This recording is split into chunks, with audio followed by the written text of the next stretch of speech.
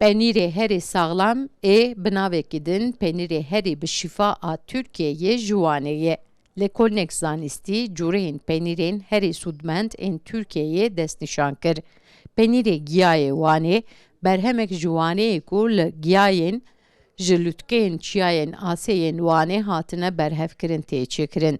Ji ber ku sê mînarelên cuda têde hene, di nav celebên penîrên herî sûdmend ên Tirkiyeyê de cih digire. Ez gederê 15 sala vê şolê penîrê dikim. Ev taybetiya penîrê em behsa hewa bikin ev ne niha havînê de penîrê me tezeyî nû em dibijin. Niha vê gundî de şîrê ve çêlaniyê paziyê hemûya berav dikin.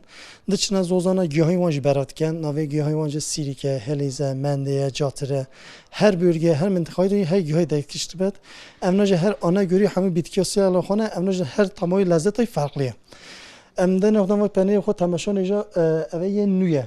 Em ne jî yê kevnin tabi vê gavê de em yê nû berav dikin. Heta qaderekî salekî 9 meha 10 meha nav axê da veya nav şoravê da penîrê xwe heta zamanê bekletmişken qederekî ne 10 meha penîrê xwe derxin vê şeklî me hevden heta yê kevin dibit. Lêkolnên zanistî heftê û pênc cureyên penîrê yên li Tirkiyeyê têne hilberandin, li gorî nirxa wan a xûrekî dabeş kirine. Penîrê Wanê ya bi erdnigarî parastî, penîrê giyaya bajarê Wanê û penîrê berhevkirî a Helandî a Amedê ji hêla rêjeya mînarelan ve di nav de hêsin, kalsiyum û potasyum wekî cureyên herî dewlemend hatine tomarkirin.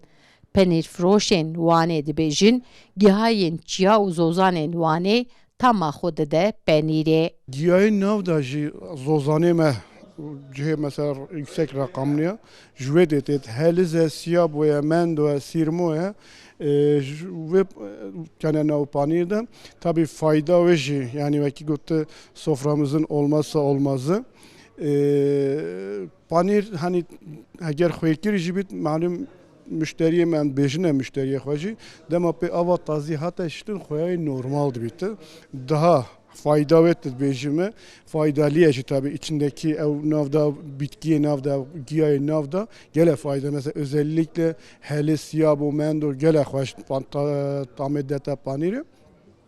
Ve dici en bejne müşteriye xwe hemiya fayda ve çiye demir eksikliği mesela bu jî gele başa.